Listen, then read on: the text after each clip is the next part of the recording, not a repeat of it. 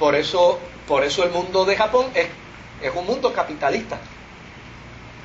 Porque ya sencillamente ellos dicen, mira, nosotros somos budistas, tratamos en lo que podemos, en lo que no podemos, Buda se encarga de nosotros. Bueno. Entonces, desde luego, desvirtuaron el concepto original de los anayanas, que decían, en el concepto original decían, no, cada hombre se procura su propia salvación mediante la meditación y mediante la senda octupla. Eso ellos lo eliminan y dicen, no, la senda octupla va, pero va hasta donde yo la pueda lograr. O sea, yo voy a ser moral. Si no logro ser moral y soy medio moral, la otra mitad me la pone Buda. Yo voy a tratar de ser honesto, no voy a ser pillo, pero si robo y no soy totalmente honesto, esa otra mitad me la pone Buda. Y al final, como quiera, voy al nirvana. Claro, esto trae como resultado unas doctrinas bajo el judaísmo que están en Japón. Por ejemplo, la secta de los Shin y la secta de los Shinshu, que son sectas dentro del judaísmo que tal vez no las conocemos porque estas sectas se dan más bien dentro del mismo Japón. Claro, la senda de los Shinshu es interesante porque ellos tienen una diosa también. Se llama Kawanon.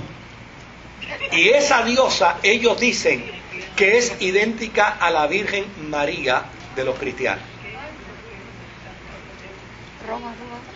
Babilonia tuvo su incursión allá. Es probable. Ahora, está también la de los Zen. ¿Usted ha visto ese símbolo de los Zen? Que es como un pececito invertido blanco. Pues, estos son los que postulan más bien la conceptualización hinayana, que son más disciplinados y trabajan más bien con el concepto de la disciplina.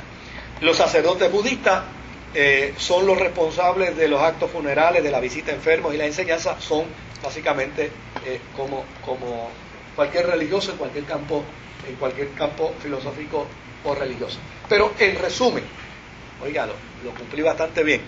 En resumen, esto es el budismo a grandes rasgos en su historia y en su característica. Está bien, dos doctrinas fundamentales: la doctrina mahayana, que es la doctrina que más crece, porque aun cuando practican la senda octuple, obviamente lo que ellos no puedan cumplir, Buda se lo cumple, porque para ellos Buda es su Dios, cosa que Buda jamás dijo. Y los hinayana, que dicen, no, Buda no es Dios, Buda es otro ser humano como nosotros, que procuró la salvación como resultado de la meditación y de las buenas obras. Lamentablemente, cuando lo comparamos con el cristianismo, aducimos que están equivocados, porque el ser humano no se convierte en un Dios. El ser humano tiene que reconocer que hay un solo Dios. Querido hermano, nos levantó para hacer una pregunta. No, era para añadir. Pues adelante con su comentario. Sí. Yo había estudiado en la universidad religión comparada. Sí. Y era para añadir, ¿verdad?, de que Buda nunca se reconoció a él mismo como Dios. Nunca él se reconoció como Dios.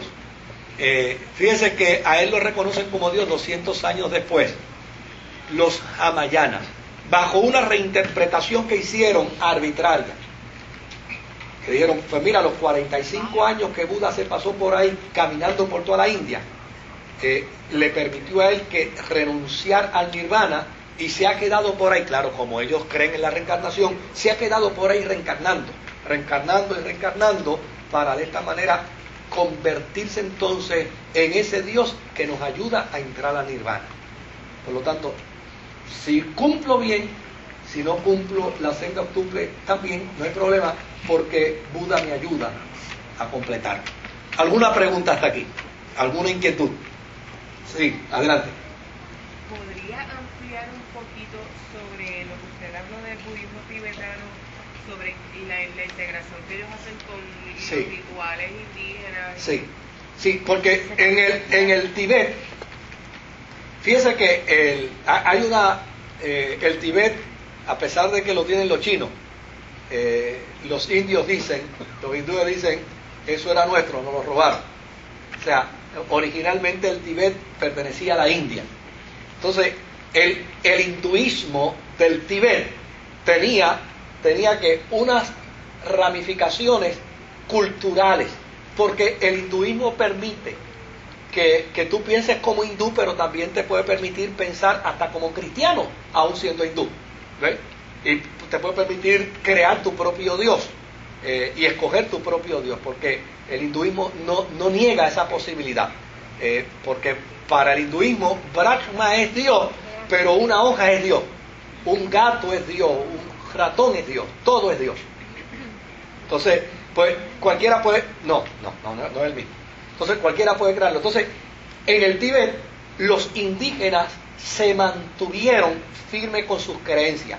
Aceptaron el hinduismo, pero lo que hicieron fue que integraron el hinduismo con sus creencias.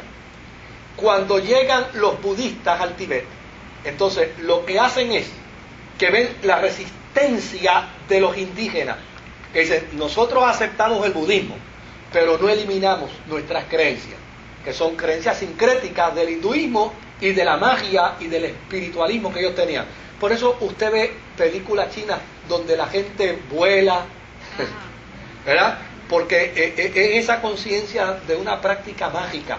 De hecho, aquí estaba viniendo por un tiempo una hermana que luego la perdimos de vista por unas razones muy personales, tuvo que mudarse a la isla, pero ella fue por 20 años tibetana, budista tibetana, y ella me hablaba de unas experiencias que se narraban allí de gente que desaparecía en público, de que desaparecían físicamente, de gente que levitaba en público. ¿Por qué? Porque ellos practican conceptos mágicos dentro de ese proceso, pero siguen siendo budistas, o sea, ellos siguen postulando el budismo. Lo único es que esas costumbres y esas tradiciones de antaño de sus ancestros las integraron dentro del budismo. Uno compara estos filósofos, ¿verdad?, como Confucio, Gandhi, Krishnamurti, que tienen una filosofía muy parecida, ¿no? Sí. Yo dije ahorita que cuando tocamos los aspectos filosóficos de cualquier religión, vamos a encontrar en esos aspectos filosóficos virtudes, en todas las religiones.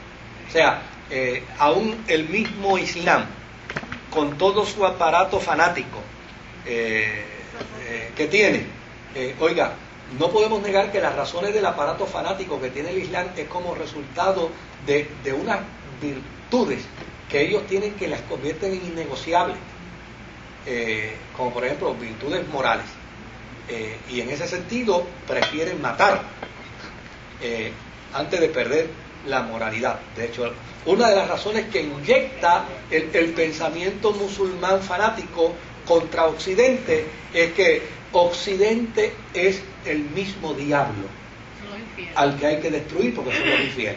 ¿Ven? Entonces, cuando uno ve las religiones desde el punto de vista filosófico, uno descubre virtudes que son... Yo creo que cuando Pablo habla de la naturaleza misma, hay una expresión que Pablo usa, dice la naturaleza misma. Pablo está hablando de las virtudes que deben existir en la sociedad. O sea, si bien es cierto, el cristianismo fundamenta su fe en que para que el hombre sea salvo tiene que venir a Jesucristo, no niega, por ejemplo, en el caso de Cornelio, no niega que aun cuando Cornelio no tenía a Jesucristo, era un hombre bueno, ¿verdad? No niega que el centurión, a pesar de que no tenía a Cristo, era un hombre bueno. No niega el que José de Arimatea, aun cuando todavía no era cristiano, era un hombre bueno. O sea, fíjense que los elementos de las virtudes pueden estar dentro de la experiencia filosófica de cualquier religión. Por eso yo siempre he dicho que yo respeto las religiones distintas a la mía.